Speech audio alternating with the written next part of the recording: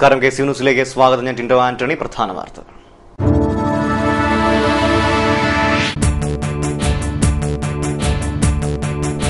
എക്സൈസുകാർ അബ്കാരികൾക്കൊപ്പം Kuttanad Mithrakkary കരക്കാർ Alappuzha excise ഓഫീസിലേക്ക് മാർച്ചും തുടർന്ന് ധർണയും നടത്തി.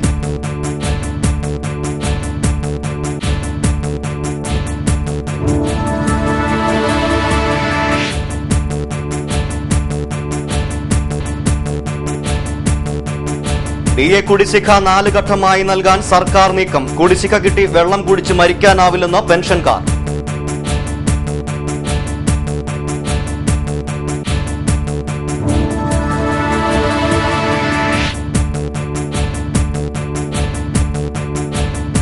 വെട്ടിക്കുറച്ച മണ്ണെണ്ണയും ഗോതമ്പും പുനഃസ്ഥാപിക്കണമെന്നാവശ്യപ്പെട്ട് കുട്ടനാട് അമ്പലപ്പുഴ താലൂക്ക് സപ്ലൈ ഓഫീസിലേക്ക് all Kerala ration dealers association നേതൃത്വത്തിൽ പ്രകടനം.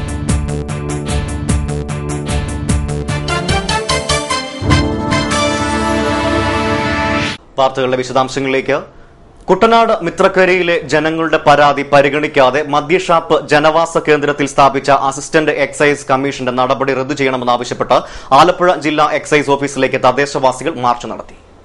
ഷാപ്പ് ജനവാസ കേന്ദ്രത്തിൽ നിന്ന് മാറ്റി സ്ഥാപിക്കണമെന്ന ജനങ്ങളുടെ പരാതി പരിഗണിക്കാത്തതിൽ പ്രതിഷേധിച്ചാണ് മിത്രക്കരി ഷാപ്പ് വിരുദ്ധ സമിതിയുടെ നേതൃത്വത്തിൽ മാർച്ചും തുടർന്ന് ധർണയും നടത്തിയത്.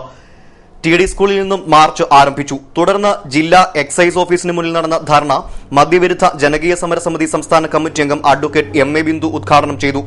നമ്മുടെ സമൂഹത്തിൽ സൃഷ്ടിച്ചുകൊണ്ടിരിക്കുന്ന അപകടങ്ങൾ എത്രത്തോളമുണ്ട് എന്നുള്ളത് ഒരു വിശദീകരണത്തിന്റെ ആവശ്യമില്ലാതെ ഏതൊരാൾക്കും അറിയാവുന്നതാണ്. മദ്യവും മയക്കുമരുന്നും ഇന്ന് നമ്മുടെ സമൂഹത്തിലെ ഏറ്റവും വലിയൊരു വിപത്തായി വന്നുകൊണ്ട് നമ്മുടെ സാംസ്കാരിക മണ്ഡലത്തെ ആകെ തകർത്തുകൊണ്ട് സാധാരണക്കാരന്റെ ജീവിതത്തിന് യാതൊരു സ്വസ്ഥതയും സമാധാനവും നൽകാത്ത തരത്തിലേക്ക് മദ്യം ഇന്ന് അതിന്റെ പ്രശ്നങ്ങൾ സൃഷ്ടിച്ചുകൊണ്ടിരിക്കുകയാണ്. ആ ഒരു സാഹചര്യം പഞ്ചായത്ത് നിയമത്തിന്റെ പരിധിയിൽ മദ്യശാല വേണോ വേണ്ടയോ എന്ന് തീരുമാനിക്കാനുള്ള തീരുമാനം ജനവികാരം മാനിക്കണം എന്ന ജനാധിപത്യ കാഴ്ചപ്പാടിന്റെ അടിസ്ഥാനത്തിലാണ്. എന്നാൽ മദ്യഷാപ്പ് സ്ഥലം മാറ്റുന്നതിന് തദ്ദേശ സ്വയംഭരണ വകുപ്പിന്റെയോ സ്ഥാപനങ്ങളുടെയോ അനുമതി ആവശ്യമില്ലെന്ന നിയമവാദം ഉന്നയിച്ച് ജനങ്ങളുടെ പരാതി സ്വീകരിക്കുന്നില്ലെന്നും അഡ്വക്കേറ്റ് MA ബിന്ദു പറഞ്ഞു. അധികാരികളുടെ ഈ നടപടി ജനാധിപത്യ വിരുദ്ധമാണെന്നും അവർ പറഞ്ഞു. ഗാന്ധിയൻ ദർശനവേദി പ്രസിഡന്റ് ബേബി പാറക്കാടൻ, മദ്യവിരുദ്ധ ജനകീയ സമിതി president CV Peethambaran, SUCI Kuttanad മേഖലാ സെക്രട്ടറി PR സതീശൻ, ഷൈലമ്മ ആനന്ദൻ, ഓമന സുകുമാരൻ, കനകമ്മ സദാനന്ദൻ തുടങ്ങിയവർ സംസാരിച്ചു. Kerala state service pensioners union Champakulam ബ്ലോക്കിന്റെ ആഭിമുഖ്യത്തിൽ പ്രതിഷേധ പ്രകടനവും ധർണയും നടത്തി. മങ്കൊമ്പ് ബ്ലോക്ക് ജംഗ്ഷനിൽ നിന്നും പ്രകടനം ആരംഭിച്ചു. തുടർന്ന് സബ് ട്രഷറിക്ക് മുൻപിൽ നടന്ന പ്രതിഷേധ പ്രകടനം KSPU ജില്ലാ പ്രസിഡന്റ് ശ്രീമതി ലളിതാഭായി അമ്മ ഉദ്ഘാടനം ചെയ്തു. പെൻഷന്റെ ആനുകൂല്യങ്ങളെ സംബന്ധിച്ച് എന്തെങ്കിലും അനോമലികൾ ഉണ്ടെങ്കിൽ ആ അനോമലികൾ എവിടെ ചെന്നിട്ടാണ് നമ്മൾക്കത് തീർക്കേണ്ടത് എന്നുള്ളതിനെ പറ്റി പരിശോധിക്കുമ്പോൾ എത്രയോ ഡിപ്പാർട്ട്മെന്റുകളിൽ കയറി ഇറങ്ങി. ആദ്യം ധനവകുപ്പിൽ പോകേണ്ടി വരും, നമ്മൾ ജോലി ചെയ്തിരുന്ന ഡിപ്പാർട്ട്മെന്റിൽ പോകേണ്ടി വരും. അതുപോലെ തന്നെ വിവിധങ്ങളായ അതിന് അനുബന്ധമായിട്ടുള്ള എല്ലാ ഓഫീസുകളിലും കയറി ഇറങ്ങിയെങ്കിൽ മാത്രമേ നമ്മളുടെ ആ ആനുകൂല്യം നേടിയെടുക്കാൻ നമുക്ക് കഴിയുകയുള്ളൂ എന്നുള്ളതൊരു സത്യമാണ്. ഇതിന്റെ കാരണം കൊണ്ട് തന്നെയാണ് KSR കഴിഞ്ഞതിന് ശേഷം നമ്മൾക്ക് ആവശ്യമായ ഒരു നിയമം സ്ഥിരമായി ഉണ്ടാവണം എന്ന് നമ്മൾ ആവശ്യപ്പെടുന്നത്. അതോടൊപ്പം നമ്മളൊരു ഡിപ്പാർട്ട്മെന്റ് കൂടി ആവശ്യപ്പെടുന്നുണ്ട്. ഈ ഡിപ്പാർട്ട്മെന്റ് ആവശ്യപ്പെടുമ്പോൾ നിവേദനം നൽകിയപ്പോൾ ഗവൺമെന്റിൽ നിന്നുണ്ടായ മറുപടി എന്താണെന്ന് വെച്ചാൽ അതിനധിക ചെലവാണ്, സാമ്പത്തിക ചെലവ് കൂടുകയും കൂടുതൽ അംഗങ്ങളെ അതിനകത്തേക്ക് നിയോഗിക്കുകയും ചെയ്യേണ്ടി വരുന്നത് കൊണ്ട് അത് നടപ്പാക്കാൻ പറ്റില്ല എന്ന രീതിയിലാണ് ഗവൺമെന്റിൽ നിന്നും നിവേദനത്തിനൊരു മറുപടി കിട്ടിയിരിക്കുന്നത്. പെൻഷൻകാർക്ക് അനുവദിച്ച 10% DA കുടിശ്ശിക 4 ഗഡുക്കളായി അനുവദിക്കാനുള്ള സർക്കാർ തീരുമാനത്തിൽ പ്രതിഷേധിച്ചായിരുന്നു സമരം നടത്തിയത്. കുടിശ്ശിക ഒറ്റഗഡുവായി നൽകണമെന്നാണ് സംഘടന ആവശ്യപ്പെടുന്നത്. വൃദ്ധരും രോഗികളുമായ പെൻഷൻകാർ കുടിശ്ശിക വാങ്ങാൻ ജീവിച്ചിരിക്കുമോ എന്നതിൽ ഉറപ്പില്ലെന്നും ഭാരവാഹികൾ പറഞ്ഞു. Block president Narayana Panicker, secretary NP James എന്നിവർ സംസാരിച്ചു. ഓൾ കേരള റേഷൻ ഡീലേഴ്സ് അസോസിയേഷന്റെ നേതൃത്വത്തിൽ കുട്ടനാട് അമ്പലപ്പുഴ താലൂക്ക് സപ്ലൈ ഓഫീസ് മാർച്ചും ധർണയും നടത്തി. വെട്ടിക്കുറച്ച മണ്ണെണ്ണയും ഗോതമ്പും പുനഃസ്ഥാപിക്കുക, സർക്കാർ പ്രഖ്യാപിക്കുന്ന അളവിൽ സാധനങ്ങൾ നൽകുക തുടങ്ങിയ ആവശ്യങ്ങൾ ഉന്നയിച്ചാണ് പ്രകടനവും തുടർന്ന് ധർണയും സംഘടിപ്പിച്ചത്. All Kerala ration dealers association നേതൃത്വത്തിൽ അമ്പലപ്പുഴ സപ്ലൈ ഓഫീസിലേക്ക് നടന്ന പ്രകടനം മുൻ മുനിസിപ്പൽ ചെയർമാൻ PP ചിത്രരഞ്ജൻ ഉദ്ഘാടനം ചെയ്തു.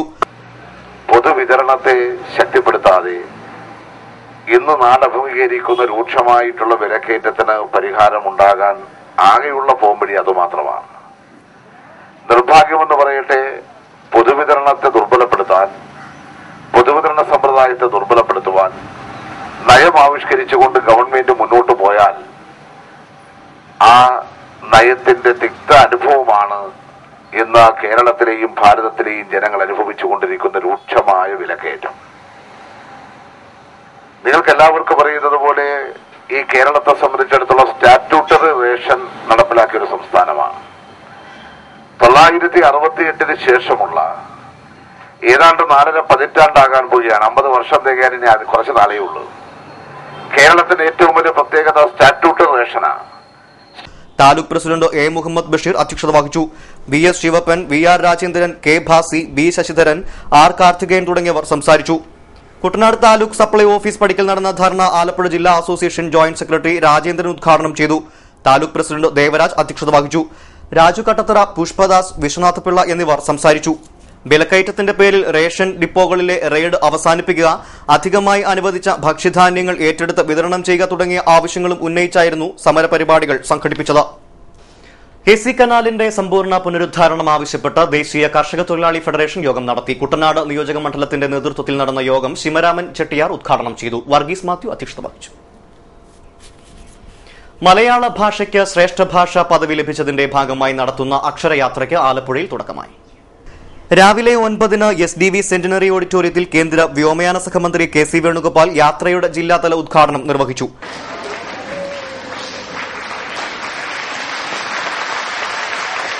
നമ്മളെല്ലാം ഇംഗ്ലീഷ് മീഡിയത്തിൽ പഠിക്കുന്ന കുട്ടികളുമുണ്ട്, മലയാളം മീഡിയത്തിൽ പഠിക്കുന്ന കുട്ടികളുണ്ടെന്നാണ്. കർണാടകത്തിന് പുറത്തുള്ള സംസ്ഥാനങ്ങളിലെ കുട്ടികൾ നിർബന്ധമായും കർണാടകം പഠിച്ചിരിക്കണം, എങ്കിൽ മാത്രമേ അവർക്ക് ജോലിയുമായി ബന്ധപ്പെട്ട കാര്യങ്ങളിൽ, നിയമന കാര്യങ്ങളിൽ പ്രാധാന്യം കിട്ടുകയുള്ളൂ എന്നുള്ള പ്രഖ്യാപനമാണ് അദ്ദേഹം അവിടെ നടത്തിയത്. അപ്പോൾ ഓരോ സംസ്ഥാനവും, ഇപ്പോൾ തമിഴ് ഭാഷയുടെ പ്രാധാന്യത്തെക്കുറിച്ച് നമുക്കറിയാം. മലയാള ഭാഷ ക്ലാസിക്കലാക്കുന്നതിനുള്ള നടപടിക്രമങ്ങളെല്ലാം കേന്ദ്ര സർക്കാർ പൂർത്തീകരിച്ച് അംഗീകരിച്ച് നമ്മുടെ ദീർഘനാളത്തെ ആവശ്യമാണ്.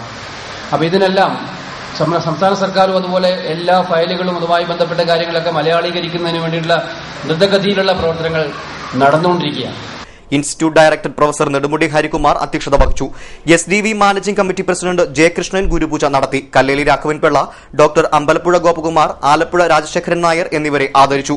Sanatana Dharma trust president S. Mahadevan സമ്മാനദാനം നടത്തി. Ward councillor K. Babu, Bharanikkavu Krishnan, Babu Kandanad, R. Krishnan, N. Neelakantan തുടങ്ങിയവർ പങ്കെടുത്തു.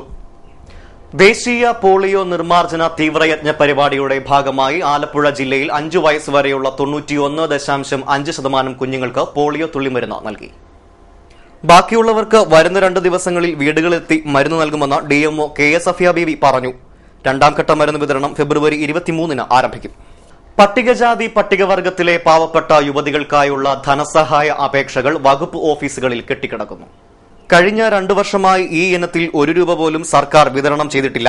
സംസ്ഥാന സർക്കാരിന്റെ സാമ്പത്തിക പ്രതിസന്ധിയുടെ പേരിലാണ് പിന്നാക്ക വിഭാഗങ്ങളിലെ തീർത്തും നിർധനരായ യുവതികൾക്കായുള്ള ധനസഹായ വിതരണം സർക്കാർ നിർത്തിയത്.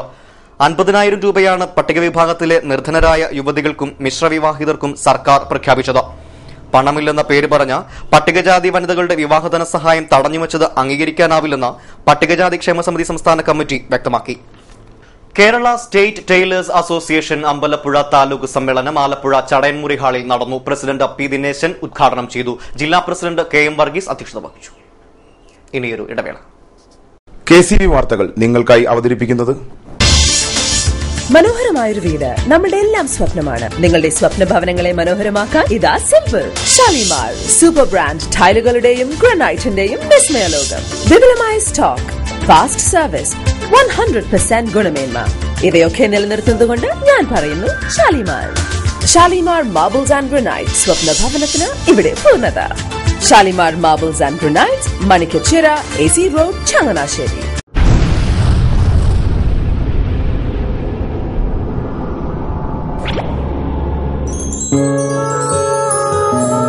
സ്വപ്ന ജ്വല്ലറി ചങ്ങനാശ്ശേരി, സംശുദ്ധിയുടെ 600 കാലത്തെ പാരമ്പര്യം.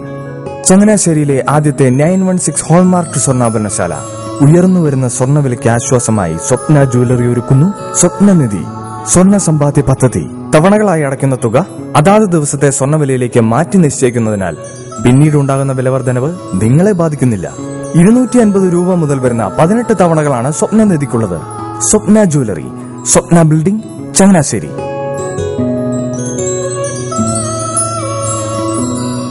എന്റെ മോഹനേട്ടാ, എളുപ്പ വഴികളും കുറുക്കു വഴികളും നോക്കി പോകുമ്പോഴാ നമ്മളെ ആരെങ്കിലും പറ്റിക്കണത്. എന്നെ ഇന്നവരാരെങ്കിലും പറ്റിച്ചിട്ടുണ്ടോ? കാരണം എന്താ? എനിക്ക് ബുദ്ധിയുണ്ട്. അനു തിരക്കിലായിരിക്കും അല്ലേ? അതെ. അനുവിനെ കഴിഞ്ഞ ആഴ്ച ആലപ്പുഴയിലെ മുല്ലയ്ക്കൽ പ്രിൻസ് ജുവലറിയിൽ നിൽക്കുന്നത് കണ്ടിരുന്നല്ലോ. അതെ, ഞാൻ അവിടെ നിന്നാണ് സ്വർണ്ണാഭരണങ്ങൾ വാങ്ങാറുള്ളത്. അതെന്താ, മറ്റൊരുപാട് ജുവലറികൾ അവിടെ ഉണ്ടല്ലോ, പിന്നെന്താ മുല്ലയ്ക്കൽ പ്രിൻസ് ജുവലറിയിൽ നിന്ന് തന്നെ സ്വർണ്ണാഭരണങ്ങൾ വാങ്ങുന്നത്?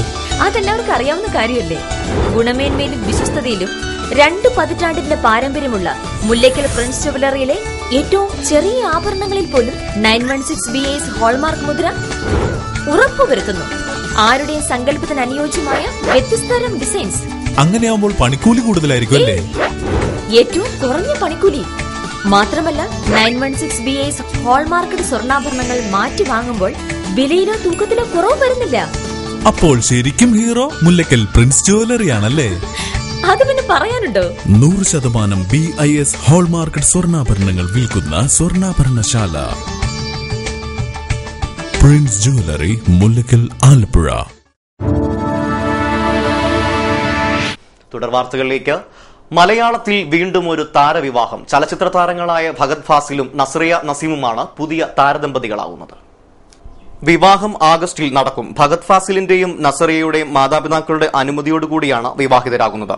ഭഗത്തിന്റെ പിതാവും ചലച്ചിത്ര സംവിധായകനുമായ ഫാസിലാണ് വിവാഹകാര്യം മാധ്യമങ്ങളെ അറിയിച്ചത്. ഭഗത് ഫാസിലും നസറിയ നാസിമും വിവാഹിതരാകുന്നു, അതാണൊരു അനൗൺസ്മെന്റ്.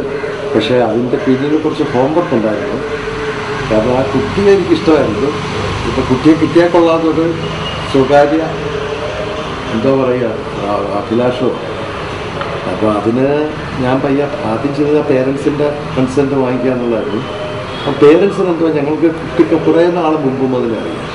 അപ്പോൾ അവർക്കും താല്പര്യം വന്നു. പിന്നെ എങ്ങനെയാണ് ഇത് നടത്തണോ, അവരെങ്ങനെ അത് പ്രതികരിക്കും എന്നൊക്കെ ഒരു ചിന്താക്കുഴപ്പമൊക്കെ ഉണ്ടായിരുന്നു.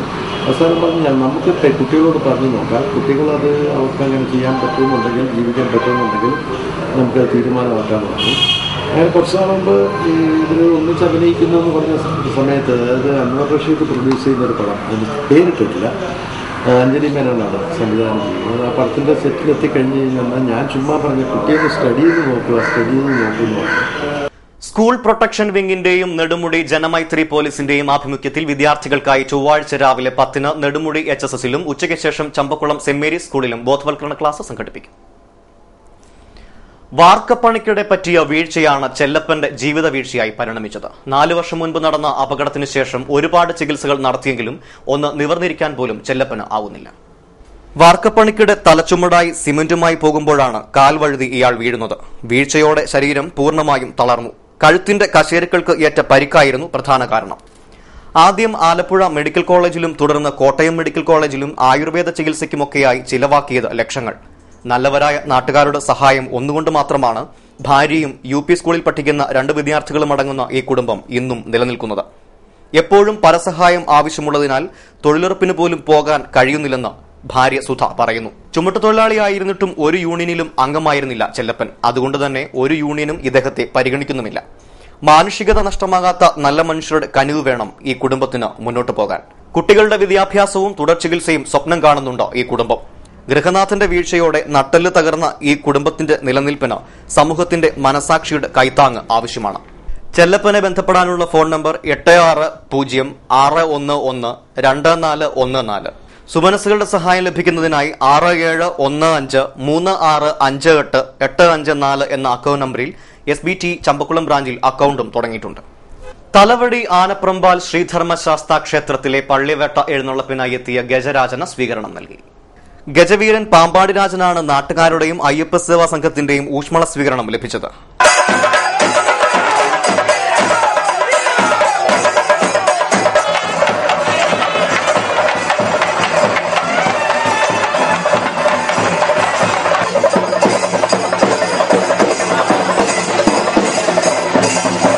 ആറാട്ടുകടവിൽ നിന്നും ആരംഭിച്ച യാത്ര വിവിധ സ്ഥലങ്ങളിൽ സാമുദായിക സാംസ്കാരിക സംഘടനകളുടെ സ്വീകരണങ്ങൾ ഏറ്റുവാങ്ങിയാണ് ക്ഷേത്രത്തിൽ എത്തിച്ചേർന്നത്.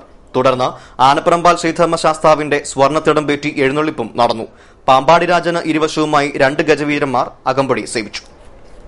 KSRTCയിലെ പെൻഷൻ കുടിശ്ശിക അടിയന്തരമായി പൂർണ്ണമായി വിതരണം ചെയ്യണമെന്ന് KSRTC എംപ്ലോയീസ് അസോസിയേഷൻ CITU സംസ്ഥാന എക്സിക്യൂട്ടീവ് യോഗം ആവശ്യപ്പെട്ടു. ചരമവാർത്തകൾ. പുളിങ്കുന്ന് കാഞ്ഞുകുളത്തിൽ KC മാത്യു നിര്യാതനായി 72 വയസ്സായിരുന്നു. സംസ്കാരം ചൊവ്വാഴ്ച 11-ന് പുളിങ്കുന്ന് സെന്റ് മേരീസ് ഫൊറാന ദേവാലയ സെമിത്തേരിയിൽ. പ്രധാന വാർത്തകൾ ഒരിക്കൽ കൂടി.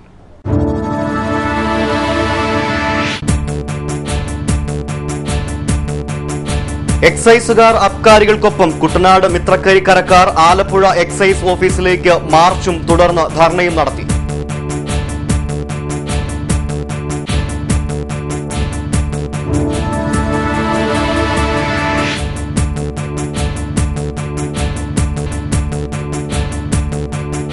DA കുടിശ്ശിക 4 ഘട്ടമായി നൽകാൻ സർക്കാർ നീക്കം. കുടിശ്ശിക കിട്ടി വെള്ളം കുടിച്ച് മരിക്കാനാവില്ലെന്ന് പെൻഷൻകാർ.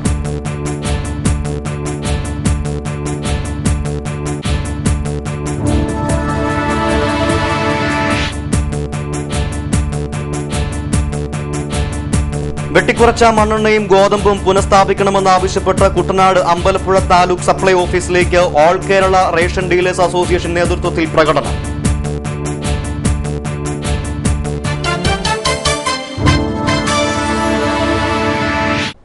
വാർത്തകൾ കഴിഞ്ഞു. നമസ്കാരം.